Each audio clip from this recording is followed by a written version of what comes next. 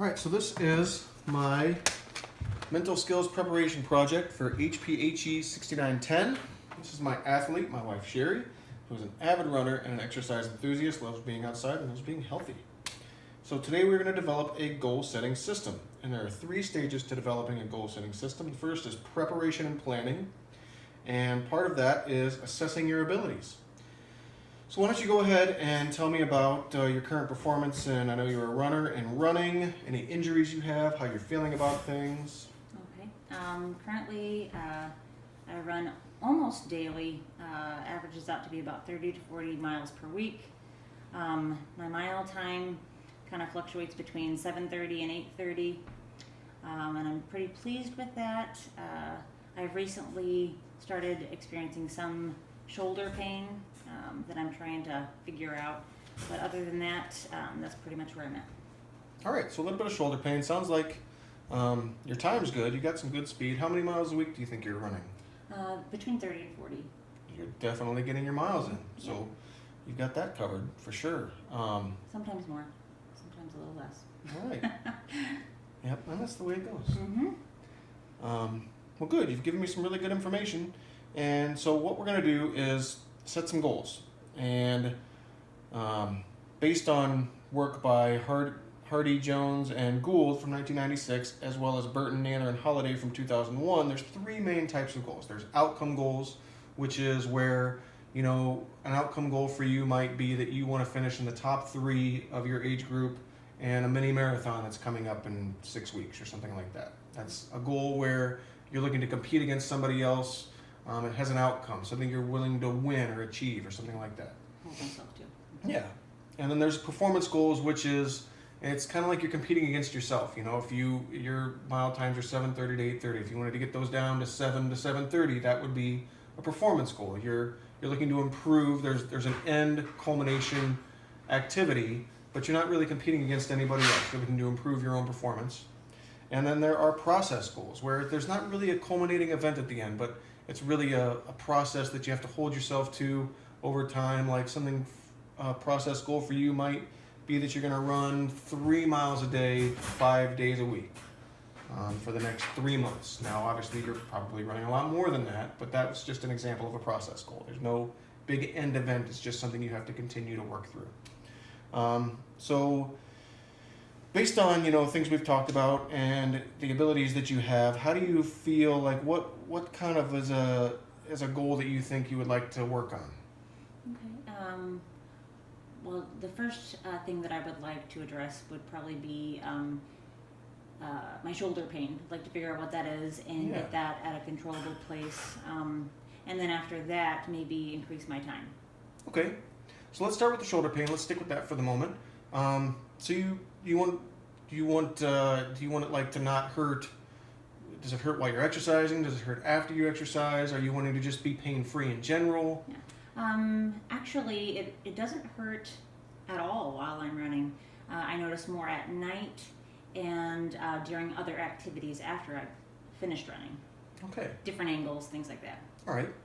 So it's some range of motion stuff. Mm-hmm. Right. So do you think it's obviously muscular? It sounds like it's something that has kind of been on set with your workout routine and something that is kind of carried with your routine.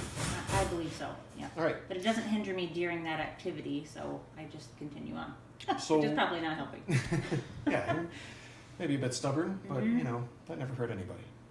So being pain-free is your goal, and using the SMARTS method, which is, you know, we're going to write our goal specific. It needs to be measurable. It has to involve an action. It has to be realistic. There has to be a timeline. You want it to be in a timely manner.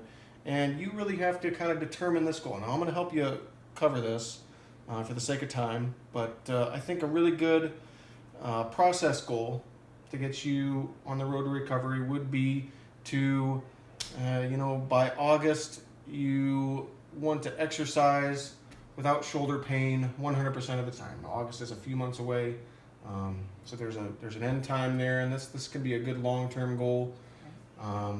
So yeah, I think, does that sound reasonable that by August you want to exercise without shoulder pain 100% of the time? Absolutely. Because there was obviously a point in time when you didn't have shoulder pain while exercising. Right. I think August would be attainable. All right. I should probably mention that I do some cross training. Yeah?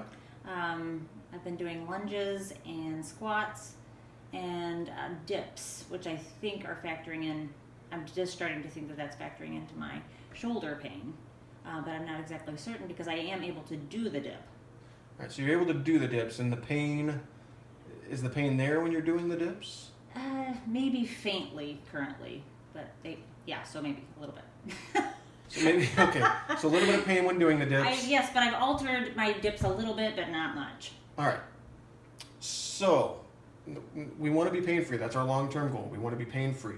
Right. Now it's time to, write some short-term goals to help us get there, develop some achievement strategies, things like that. So for a short-term goal, you're doing the dips, and the dips are causing some pain. Do you think they are, for the most part, what's causing the pain in your shoulder? Potentially. That's the only thing that I can think of is because that is really working that area more specifically. All right. So I think that's more of a targeted thing, but I could be wrong. But I mean, it's a place to start, I think. I don't know. So yeah, no, that's great. I think it's a great place to start. And I think in looking at a measurable short-term goal, we could look at, it sounds like maybe, you're familiar with the RICE method: rest, ice, compression, and elevation. Let's write a rest goal. And it's kind of a process goal too. It could be as simple as, that you're going to reduce the number of shoulder activating exercises you do for the next 2 weeks by 50%. So we've got a good timeline. Okay. It's 2 weeks of, reducing the number of shoulder exercises you're doing by about half. Mm-hmm. Does that seem like a good amount to reduce it by? Do you think we need to reduce it more, or do you think reduce it less based on your pain? I think it's a good place to start and just see what happens. Because you want to continue Right. to build muscle and get stronger, but you also want to cut back and let your body rest and heal. Yep. So that's good. Excellent. So another short-term goal, that is we're looking to kind of build stepping stones right now is obviously after this 2 weeks you're going to want to start exercising again. And knowing your drive and your competitiveness with yourself and your hard-headedness, I could see you after that 2 weeks, after you've achieved that goal, jumping right back in and going back to the full amount of shoulder exercises. Yes, stupidly. So based on, the way you recover and everything over these 2 weeks, it's going to be difficult for us to develop, an exact plan to get you back going again. Mm-hmm. So we'll kind of have to increase exercise as it comes. But one of the things I really want to talk about is, maybe writing a short-term goal so that as you increase the amount of shoulder exercises you do, Mm-hmm. if you feel any pain, that you will stop increasing those shoulder exercises Okay. and evaluate the pain and see whether you need to cut back Yeah. or continue on forward. Okay. Does that sound like a good Yeah. second short-term goal? Absolutely. All right. It's necessary. So, we've done some good goal writing. Do you have any quick achievement strategies you want to bring up? Something quick? Achievement strategies. Like how are you going to hold yourself to that goal? What are you going to do to make sure you stay strong with it? You just have to be disciplined and allow yourself. You have to have a schedule. You have to stick to your schedule, and know your specific goal that you're trying to achieve. Like Great. my time and my my hopeful lack of injuries. We're running out of time, so I'm going to kind of move a little bit quickly through the rest of this. All right. The second stage of writing a goal is education and acquisition. So we need to schedule meetings and so we can reevaluate the goals and make sure they're still effective for you and still working. So how often do you think we need to meet? I think weekly would be good. Weekly sounds great. So we'll meet weekly, and looking at these goals, we need to focus on one at a time because it's kind of a stepping stone situation. So obviously we'll want to focus on the shoulder activating exercises, reducing those for 2 weeks, and then we'll move on to monitoring pain as we increase exercise again. Mm-hmm. So we've written specific goals, so we know how we're going to evaluate them, and we're going to evaluate them when we meet weekly, as we discussed. Even with the best laid plans, as Gould in 2005 and Murphy in 2006 found, that problems can still arise. Some of the common problems that can come up are, problems that I think might come up with us are, we're not going to have an issue convincing you to use goals. We're not going to have an issue setting specific goals. We're not going to have too many goals. We're going to meet regularly Right. and adjust goals as needed, and we're going to follow up and reevaluate. So I think we've done a really nice job of developing our plan. Do you feel like we've got a really good plan? Yeah. Excellent. So if you have comfort and satisfaction with the goals and the plans moving forward, we'll meet again and talk in a week. That sounds great. Thank you very much. Oh, you're welcome.